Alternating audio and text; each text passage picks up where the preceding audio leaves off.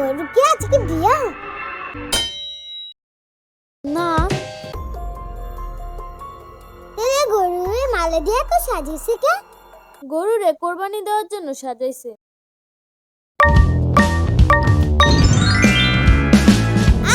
তাহলে আমারও কোরবানি দিয়ে দাও, তাহলে আমিও এত সুন্দর করে সাজতে পারবো। এই যাও তো যাও, যত সব ফালতু কথা। খালি চিল্লাও, গরুরে এত সুন্দর করে সাজাইছে, আমি একটু সাজিলে কি হয়?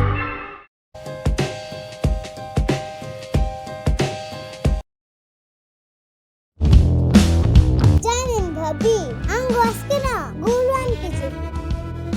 ও আচ্ছা, কিন্তু এত আগে আনবো কেন? আরে আপনারা এই ভাবি কিছুই জানেন না। কি জানি না। এই এলাকায় একমাত্র আমরাই বড় গরু আনি, আর এই গরু যদি আগে থাকতে না আনি তাহলে মানুষ বুঝবে কেন আমরা এত বড় গরু কোরবানি দিতে আনছি। ভাবি, এই ভাবিরা এলাকার সবচেয়ে বড় গরু কোরবানি দেয়, কিন্তু তাদের এই বড় গরুটার মাংসগুলো তাদের ওই বড় ফ্রিজেই যায়। আমরা তো তবু কোরবানি দিই, আপনারা তো তাও দেন না। আমরা তো ভাবি চাইলে কোরবানি দিতে পারি, কিন্তু আমাদের আত্মীয় স্বজন অনেক বেশি, তো দেখা যায় তাদের অল্প মাংস দিলে কইবো একটা গরু জবাই দিছে কিন্তু মাংস দিছে একটুখানি, পরে আরো রাগ করে থাকে। এর জন্যই ভাবি আমরা কোরবানি দেই না। আচ্ছা ভাবি, আপনারা কেন কোরবানি দেন না?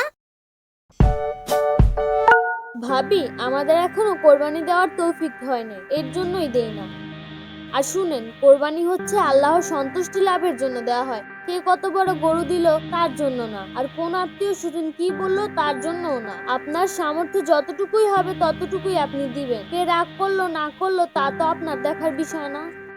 আরে ভাবি, আপনারা তো কোরবানি দেন না, এর জন্য কিছুই বুঝেন না। আর যদি সবাই দেখানোর জন্য বড় গরু না আনি, আপনার ভাই আর মার সমান কোন মা যাবে না, তাই সে সবচেয়ে বড় গরু কেউ যেন বলতে না পারে আমাদের গরু ছোট।